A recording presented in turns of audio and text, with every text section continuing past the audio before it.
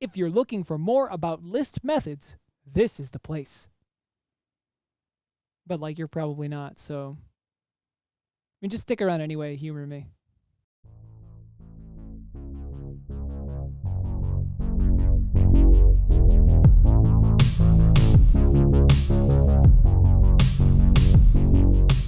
As you can tell, I'm already in my Jupyter. Who's got time for a preamble? I don't got time for that. In this video, we're going to look at 4 methods, and we're going to talk about some assumptions that we didn't really highlight in the last video, but are important to understand about methods on some objects. In this video, we're going to look at sort, reverse, insert, and pop. So as you notice, I have my list here, and it's kind of out of order. I see that I've got B, and SN, and MA, and MR. If I wanted to organize this list and keep an orderly list, I could do cat names dot, again, dot being the dot operator, the thing that we use to separate the variable name from the method that we want to use, sort, and then no arguments. Now, you notice in the last video that there were arguments in the append and the remove methods that were the values to append or remove. Not every method needs arguments. In this case, sort is just going to do what it says. It's just going to sort the list. Now, there's no way to intuit exactly what's required for any given method. So if you're using a method that we don't use in class, I will give you all of the arguments for those methods. But if you're using a method that we don't use in class, your best bet is to look it up. And the 2 places to go for that would be Stack Overflow or the Python documentation. The latter, Python documentation, probably being the most authoritative and the best. But in this case, sort does not take any arguments. It's just going to do exactly what I ask it to do. And if I shift enter, I get no news. Now, you might have expected that. There'd be some kind of report that the list was sorted or at least some acknowledgement. But this is an operation that's done what's called in place.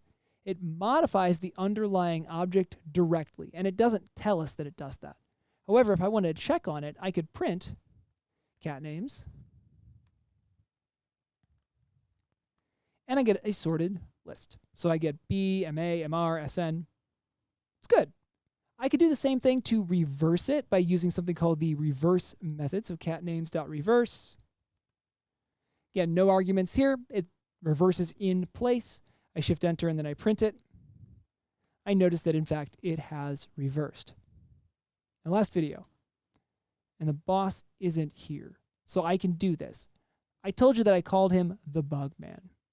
Well, so because he's not here, I can put it back in the list, but I'm going to try to hide it just in case he comes up on me. And I'm going to use the insert method to do that because I can actually pick where in the list I want to put an item. So in this case, I'm going to call cat names. I'm going to say dot insert. That's the method I want to use. Now this takes 2 arguments. The first is the position in the list, the index in the list. Again, thinking about our 0 index, our index in the list where we want to put it. I'm going to put it in the middle, which looks like it is index 2. So I'm going to throw in index 2, and then the variable or the value that I want to put in there. And it's going to be the bug man in this case. Again, no news is good news, but if I say cat names to print, then I get it right in the middle. Oh, I hear him coming. But I want to save that name. I really like that one. I want to save it. I want to pull it out of there so he doesn't see it, but I want to store it in a secret place. So I am going to use another method to pull it out and store it. This is a productive method. So everything else has just been sort of in place. Not unproductive, but just in place. The pop method, however, is productive. So I'm going to say my secret name, and I'm going to say cat names.pop. And I'm going to pop by a specific index. I'm going to say I want that second item, the second index. Shift enter, and I notice if I print cat names, again, so he can't see it, it's not there anymore. But you and I both know if I print my secret name, there's the bug man. So in this video, we got just a little bit more practice with methods, the dot operator, having a look at different ways that we can modify our list objects. Now, again, just because something is in place doesn't necessarily mean that it's unproductive. So we're expanding our vocabulary of what we can do with various objects. However, some methods like pop are in fact productive in the standard way that we've become accustomed. Now, there's no way to necessarily know exactly which methods are going to be traditionally productive or are going to be in place.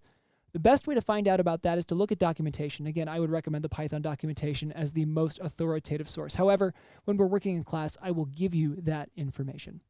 In the next video, we're going to see a little bit more about iteration using a new type of loop, and we're going to examine some more uses of lists.